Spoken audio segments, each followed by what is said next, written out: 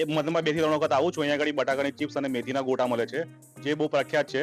બીજે બધે જે બટાકાના ભજીયા મળે છે એના કરતાં અલગ છે. મહીસાગર જિલ્લાના કડાણા ડેમ પાસે આવેલ નાસ્તાની એક દુકાન જે કાકા અને ભત્રીજો ચલાવે છે. અહીં એવી વસ્તુ મળે છે કે જે જોઈ તમારું મન લલચાઈ જાય અને એકવાર ખાઓ તો બીજી વાર ખાવા જરૂરથી આવો. પ્રખ્યાત નાસ્તાની દુકાનો કે જે લોકો દૂર દૂરથી નાસ્તો કરવા આવતા હોય છે, આવી જ એક દુકાન આવી છે મહીસાગર જિલ્લાના કડાણા ડેમ ખાતે, કે જ્યાં શ્રી હરિ નાસ્તા હાઉસ, આપ દ્રશ્યો જોઈ શકો છો કે અહીંયા શ્રી હરિ નાસ્તા હાઉસ, અહીંયા અનેક પ્રકારના નાસ્તાઓ મળતા હોય છે, પરંતુ અનેક ચિપ્સ છે, કહી શકાય કે ચિપ્સ બનતી હોય છે તે અતિ પ્રખ્યાત જોવા મળી રહી છે.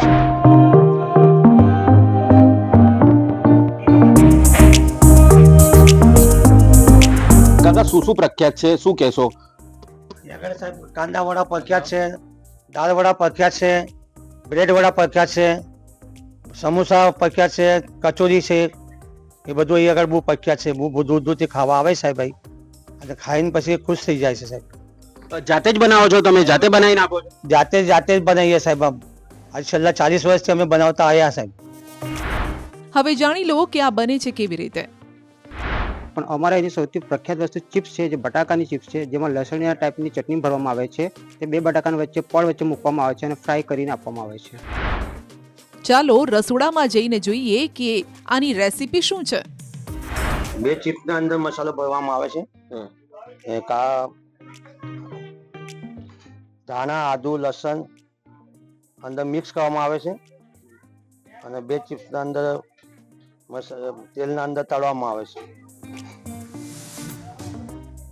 લસણના કારણે ટેસ્ટી લાગતા હશે. લસણ અંદર થોડો ધાણા વધારે નાખવાના, લસણ નાખવાનું, આદુ નાખવાનું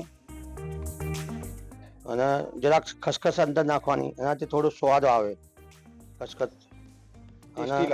અને દ્રાક્ષ અંદર નાખવાની, દ્રાક્ષ થોડો આમ ટેસ્ટી લાગે. સૂકી દ્રાક્ષ? ના, લીલી દ્રાક્ષ નાખવાની અને સૂકી આ તો સૂકી નાખવાની, જેવો સમય એમ એવું. એટલે આ બધું ભેગું કરીને પછી તમે પેસ્ટ બનાવો છો? આ બધું ભેગું કરીને સાહેબ આ ટેસ્ટ બનાવું છું, અને ટેસ્ટ પછી આ ચિપ્સના અંદર મૂકવામાં આવે સર. આ ચિપ્સ પછી લોકોને ભાવે છે એમ. આ બનાવીને અમે આપીએ છીએ, આ બનાવીએ છીએ સર. દૂર દૂરથી પબ્લિક ખાવા આવે છે સાહેબ. આવું લાગે એટલે આવે સાહેબ ખાવા માટે. આટલા એરિયામાં કોઈ બનાવતો નહીં મારા સિવાય સર. તમે એકલા જ બનાવો છો આવું? હા જી સર, એકલા જ બનાવું છું. છેલ્લા 10 વર્ષથી હું બનાવું છું.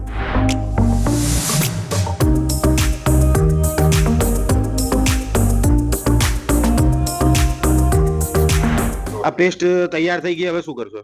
અને વેસણના અંદર મસાલો નાખીને તળવું પડશે. વેસણનું એ બનાવીને પછી તળો? હા, અંદર વેસણના અંદર તેલ આવે છે અને મીઠું આવે અને સોડા આવે. 3 વસ્તુ આવે અને પાણી નાખી દઈને હલાવવાનું. વેસણથી પેસ્ટ બનાવવાની એમ. આ ભજીયા અને ડુંગળી, કઢી અને લીલા મરચાની સાથે પીરસવામાં આવે છે. એક લારીથી શરૂ થયેલ આ નાસ્તા હાઉસ આજે મોટી દુકાન બની ગયું છે, પરંતુ 40 વર્ષમાં સ્વાદ અને સોડમ એ જ છે, જેથી દૂર દૂરથી સ્વાદ રસિકો અહીં દોડી આવે છે. હું એ મધમાં 2 થી 3 વખત આવું છું. અહીંયા આગળ બટાકાની ચિપ્સ અને મેથીના ગોટા મળે છે, જે બહુ પ્રખ્યાત છે. બીજે બધે જે બટાકાના ભજીયા મળે છે એના કરતાં અલગ છે. આની અંદર મસાલામાં આદુ, લસણની પેસ્ટ હોય છે અને બધું મિક્સ કરીને નાખવામાં આવે છે અને સ્વાદમાં પણ બહુ જોરદાર છે, ટેસ્ટી છે. અન્ય જગ્યાએ કેવી રીતે મળતી હોય છે તમને બટાકાની ચિપ્સ ને અહીંની શું ફરક લાગ્યો તમને? બીજે બધે ખાલી બટાકા બેસનમાં બોળીને તળીને આપી દે છે, એના કરતાં અલગ છે, ડિફરન્ટ વસ્તુ છે. જ્યારે પણ આવો તો એકવાર ટ્રાય કરવા નમ્ર વિનંતી. દ્રશ્યમાં જ બતાવી રહ્યો છું કે આ ચિપ્સ છે અહીંયા અને મેથીના ગોટા છે, જે હોંશે હોંશે લોકો ખાય છે. ડુંગળી પણ છે અને જે નાસ્તો છે જોઈ શકો છો કે મરચા પણ અહીંયા જોવા મળી રહ્યા છે. અન્ય એક લોકો છે તેમની સાથે વાત કરીશું. કેવો લાગ્યો નાસ્તો અહીંનો? કેટલી વાર અહીંયા આવ્યો છો? 4-5 વાર આવી ગયા છે.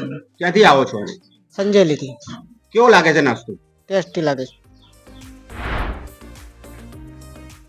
બટાકાની કાતરીના સાદા ભજીયા તો બહુ ખાધા, જો તમે આ ટ્રાય કરશો તો તમારું પણ દિલ ખુશ થઈ જશે. માટે જો કડાણા જાઓ તો ભજીયા ખાવાનું ન ભૂલતા.